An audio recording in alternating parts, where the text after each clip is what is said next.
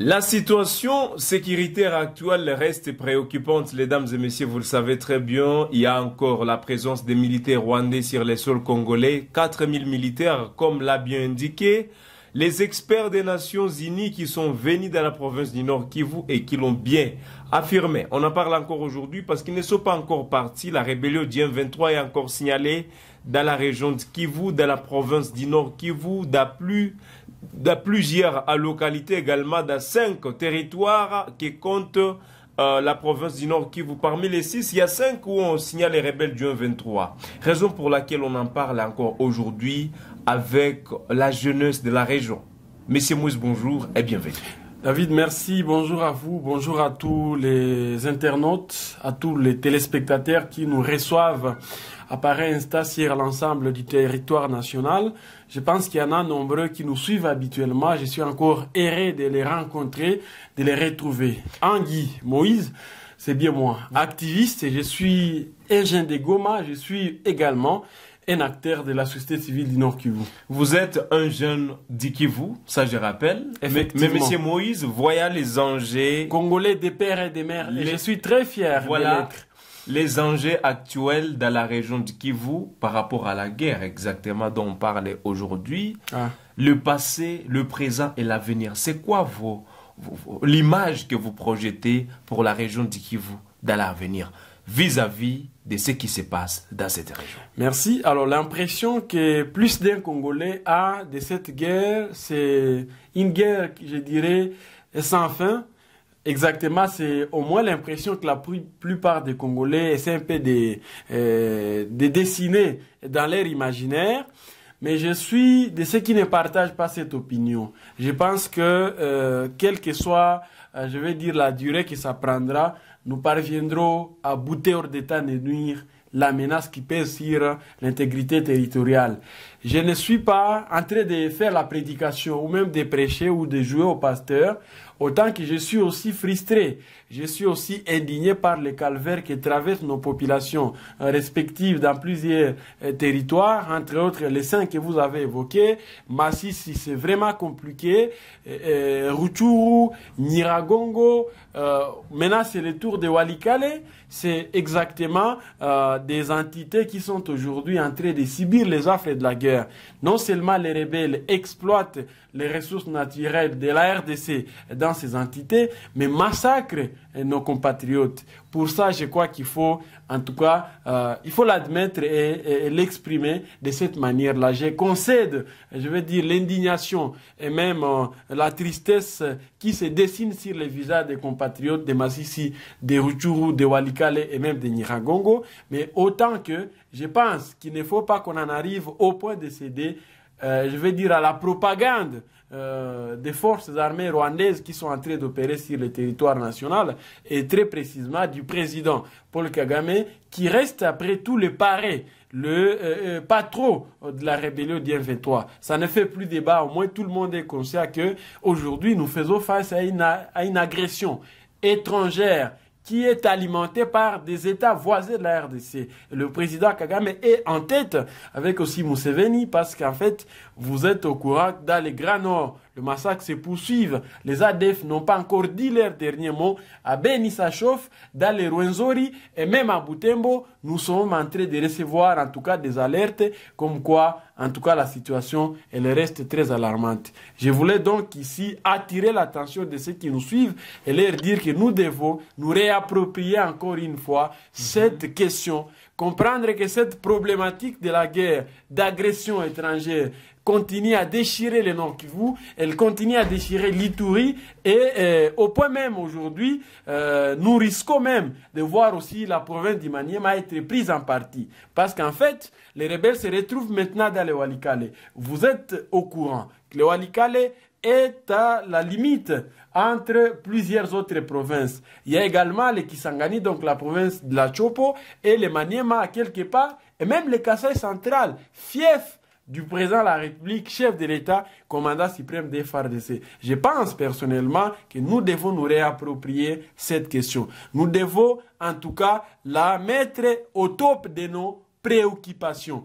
arrêtons un moment de banaliser cette guerre. Parce que ce n'est pas le cas, ce n'est pas le cas, M. Moïse. Il y a nos minéraux qui continuent d'être exploités par Kagame. M. Moïse, une question. Et ça doit nous intéresser. Voilà, vous faites savoir aujourd'hui que nous devons faire de cette guerre notre priorité. Est-ce que ce n'est pas le cas? Ce n'est pas le cas. Aujourd'hui, entre guillemets, nous, vous faites allusion à qui? Désolé de vous le dire, mais nous, je parle des Congolais. Voilà. Je parle des gouvernants et des gouvernés. Moi-même, je suis ici des gouvernés, mais je vous dis que nous ne reflétons pas l'état de la guerre.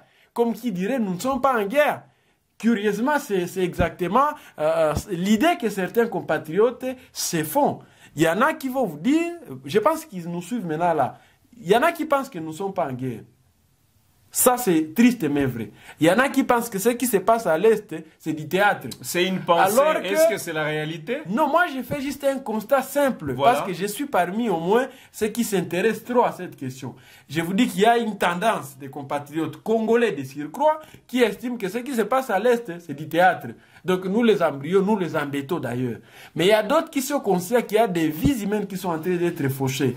Il y a d'autres qui savent qu'il y a nos cobalt, notre cuivre, les diamants, qu'il y a des compatriotes aussi qui sont en train d'être massacrés par les rebelles. Ça, c'est une autre tendance. Et moi, je pense que l'essentiel maintenant, c'est de faire comprendre à tous les Congolais que nous n'avons pas deux pays. Nous n'avons que ces Congos comme notre seul et unique patrimoine. Une partie de ces pays est menacée, occupée par les étrangers. Est-ce que nous nous rendons compte que aujourd'hui, nous n'avons plus le contrôle entier de la province du Nord Kivu? C'est comme si on a déjà cédé Bunagana. Et tout le monde fait comme si de rien n'était. Nous sommes où là? Moi, je crois qu'à un moment, nous devons prendre conscience. Et la prise de conscience passe aussi à travers ce que j'étais en train d'évoquer ici tantôt. Pourquoi est-ce que jusqu'à aujourd'hui, on n'a pas encore récupéré Bunagana? Justement parce que ceux qui sont censés faire ce travail-là ne le font pas. Très précisément, les gouvernements. Monsieur Moïse, s'il vous plaît, on y va lentement. Beaucoup de légèreté. On y va lentement. Une fois, vous faites allusion aujourd'hui que ceux qui devraient le faire, qui est entre parenthèses le gouvernement, mais qui n'a pas même entre parenthèses, qui est censé nous sécuriser. On y va lentement, s'il vous plaît. C'est ceux qui ont le pouvoir, mais ils ne le font pas. S'il vous plaît, on y va lentement, n'est-ce pas? Ouais. Vous êtes en train de voir tout ce qui se passe à l'Est. C'est-à-dire, le fait dont vous confirmez ici que le gouvernement ne fait rien, vous jetez dans l'eau les efforts déployés aujourd'hui par le gouvernement congolais pour mettre fin à la guerre à l'Est du pays. Je pense que je n'ai pas dit ça. Le gouvernement fait quelque chose, mais qui n'est pas significatif. Justement parce que nous sommes tous... Qui n'est pas à la hauteur de vos attentes? Pas de mes attentes, nous parlons ici de la nation, nous parlons de la République, nous ne parlons pas de Moïse. Je vous parle des vies, des compatriotes qui sont en train de mourir. Moi, je suis encore vivant, mais je vous dis, il y a plus de 12 millions de Congolais qui sont déjà partis. Ils ne reviendront plus jamais, peut-être au paradis. Le pasteur dit ça, mais je vous dis, je vous parle ici des choses qui sont très sérieuses. Et moi, ça me tient à cœur. Et je ne comprends pas comment est-ce qu'on peut continuer à tuer des Congolais, on peut continuer à piller les pays. La RDC, notre patrimoine, notre héritage à nous tous, nous légué par Emery Patrice Lumumba, je vais dire les héros de notre indépendance, et que certains d'entre nous font comme si de rien n'était. Est-ce que vous voulez nous dire que nous avons déjà cédé Bunagana à Kagame? Alors si c'est le cas, on ne va pas accepter. Je pense que même ceux qui nous suivent ne peuvent pas accepter. Nous ne pouvons pas laisser nos terres à Kagame. On ne va pas laisser Bunagana à Kagame. Nous n'allons pas laisser Rubaya. Ceux qui nous suivent savent. Rubaya, il y a beaucoup de minéraux là-bas, mon cher. On ne peut pas laisser que ce soit les étrangers qui s'enrichissent illicitement au détriment des Congolais. Ce sont nos richesses. Ce sont vos richesses, vous qui nous suivez, chers compatriotes. Et pour ça, ça nous demande en tout cas une prise de conscience, une forte mobilisation pour que certainement ces ennemis de la paix soient boutés hors d'état de nuire. Aujourd'hui, je vous dis précisément que nous faisons face à Kagame. Il n'est pas plus fort que nous, mais il est plus malin et plus rusé que nos gouvernants. Je suis navré de le dire. Nous faisons face à un Museveni qui joue au sapeur-pompier. Tantôt il est avec le président Tshisekedi, tantôt il est avec Kagame. On ne sait pas exactement sur quel pied il danse. Récemment, le président de la République, s'est déplacé en Ouganda. Il y a même une délégation des députés nationaux qui ont aussi regagné l'Ouganda pour parler avec Museveni. Mais pendant ce temps, les lieutenants du président Paul Kagame continuent à progresser à la vitesse des croisières. Nous sommes dans une situation qui est telle que les FARDC, notre armée, ça c'est notre armée, en dépit des difficultés qui sont les leurs. Les FARDC mènent les opérations conjointes dans les Grands Nord avec l'UPDF, l'armée régulière de l'Ouganda. Mais pendant ce temps, l'ONU vous dit qu'il y a bien évidemment le soutien des autorités ougandaises aux côtés des rebelles du M23. Et vous continuez certainement à travailler avec ces gens. Donc moi je crois que la responsabilité elle est partagée.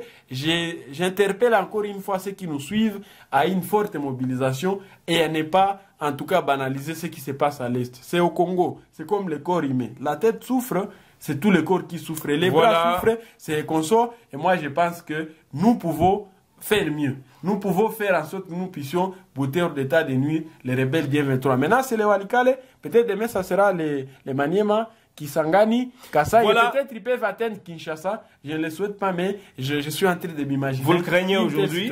En tout cas, c'est mon inquiétude. Mesdames et messieurs, vous êtes sur Gueule Afrique Télévision, la télévision panafricaine au cœur des investigations. La situation sécuritaire à l'est de la République démocratique du Congo reste d'actualité. Jusqu'aujourd'hui, on en parle encore. On a aussi eu les moyens d'accorder la parole à ces jeunes de la région du Kivu pour savoir ce qu'ils pensent et en tant que des jeunes vis-à-vis de la situation qui continue à se détériorer dans la province du Nord Kivu. Moïse Hangi, un jeune de Goma, un analyste indépendant, également un acteur de la société civile avec qui nous discutons encore aujourd'hui sur la situation actuelle dans la province du Nord Kivu. Monsieur Moïse, vous êtes un jeune de Goma. Et je suis fier de l'être. Je suis né dans cette ville et je suis très fier. Voilà, dans ce processus de paix et de sécurité, dans ces manœuvres que le gouvernement congolais est en train d'entamer aujourd'hui pour remettre de l'ordre, la paix et la sécurité dans la province du Nord Kivu, est-ce que nous pouvons parler de la contribution de la jeunesse? Est-ce que la jeunesse est en train de contribuer? Et est-ce que la jeunesse est en train d'accompagner, je parle de la jeunesse congolaise en tant que la jeunesse de la région, est en train d'accompagner le gouvernement congolais dans ses actions?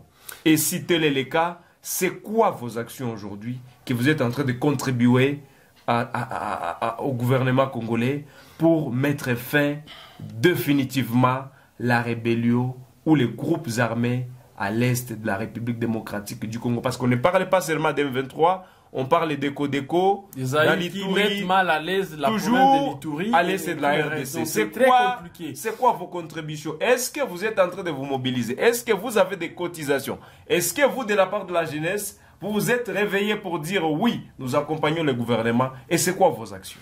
Alors moi, je dirais plutôt que nous accompagnons l'armée. Le gouvernement, à un moment, il ne nous arrange pas aussi. Le gouvernement n'est pas en train de nous persuader à les soutenir. Mais le gouvernement est le patron de l'armée, M. Moïse. Bien évidemment, mais moi je vous dis qu'en fait, nous sommes au point où nous ne sommes pas satisfaits de l'action gouvernementale menée dans le cadre de cette guerre d'agression.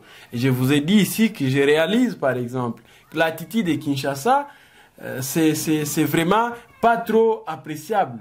Ceux qui sont à Kinshasa donnent une impression qui n'est pas de nature à nous faire croire que nous sommes en guerre. C'est comme si l'Est de la RDC est détaché. C'est comme si nous étions dans une autre république. Le rôle de nous jeunes, je crois que nous faisons notre part. La plus belle femme du monde est donc que c'est que là, nous conscientisons les Congolais, nous essayons un peu d'informer ceux qui ont envie de comprendre quelle est la situation qui prévaut dans la province, parce que ça aussi c'est un besoin, je vais dire permanent. Il y en a qui ont besoin de savoir l'évolution de la situation, et c'est très précisément ce que nous faisons ici. Si je prends de mon temps ici, mon énergie et tout le reste, ce n'est pas parce que je serai payé, mais c'est parce que je suis conscient. Cette mobilisation nous parlons de la nation. Est estimée à combien de pourcents? En parlant de la mobilisation, je crois que vous êtes au courant des actions citoyennes qui ont été menées à plusieurs reprises, ici dans la ville de Goma même, à Beni, à Butembo et sur l'ensemble de la province du Nord Kivu, comme pour demander au gouvernement de rétablir l'autorité de l'État. Je crois qu'il faut faire la page. Les responsabilités sont partagées. Nous qui sommes de la société civile, nous avons un rôle certainement, c'est lui d'alerter, c'est lui de donner les informations fiables au gouvernement et aussi de conscientiser les Congolais. Quitte maintenant au gouvernement de prendre des dispositions idoines pour régler la question, pour régler la situation. C'est le gouvernement qui détient les moyens de l'État. C'est le gouvernement qui détient le pouvoir public. Moïse n'a pas les armes. Sinon, j'allais déjà, si j'étais général par exemple, je ne pouvais pas accepter qu'on continue à respecter un cessez-le-feu qui favorise les Rwandais. Si j'étais président de la République, par exemple, je ne pourrais pas accepter que Bunagana reste sous le contrôle de l'armée régulière rwandaise, les RDF, jusqu'à ce temps. 3 ans déjà. Avons-nous déjà cédé Bunagana? Je m'interroge encore. Avons-nous déjà cédé Rubaya aux Rwandais? Si tel est le cas, c'est compliqué. Nous avons, comme pour, je vais dire, donner une très mauvaise impression au monde entier, nous avons réussi le ministre des Affaires étrangères du Rwanda de manière chaleureuse à Goma. Vous recevez l'agresseur, le représentant de l'agresseur avec les Losako. Quelle image nous voulons donner? Donc moi, je crois aujourd'hui, il y a lieu encore une fois de se ressaisir. Voilà. De faire mieux de la part Merci du gouvernement. beaucoup. Mais j'encourage encore très précisément et je félicite nos militaires et les Wazalendo pour qu'ils puissent continuer à se battre. Plus question de respecter le cessez-le-feu, ça ne nous aide à rien. Très cher Vaya, vous êtes des héros vivants. J'ai toujours eu beaucoup de respect et de considération envers les militaires parce qu'ils se sacrifient. Ils meurent pour la République. Et il faut avoir du respect pour quelqu'un qui accepte de mourir Moïse, pour le nous pays. sommes à la fin. Soutien total au FRDC. Voilà. Soutien total au Azarendo. J'invite le gouvernement à prendre ses responsabilités à main en vue de restaurer l'autorité de l'État sur l'ensemble de la province du Nord Kivu. Ceux qui nous suivent, je les invite aussi à se réapproprier cette question parce voilà. que merci beaucoup. La vie de la nation merci ou rien. beaucoup, la Monsieur patrie Moïse. ou la mort. Je dis bien, la patrie ou la mort. On n'a pas de choix. Vous y croyez aujourd'hui? Très fortement. Merci beaucoup. Nous sommes à la fin, mesdames et messieurs. Nous vous disons merci de votre fidélité. Moïse Hangui était notre invité à qui nous disons merci d'avoir répondu à notre invitation. J'étais Youssouf Kibingila pour cette présentation. La situation sécuritaire reste d'actualité. On se fixe un nouveau rendez-vous à la prochaine pour d'autres actualités sur Gueule Afrique Télévision.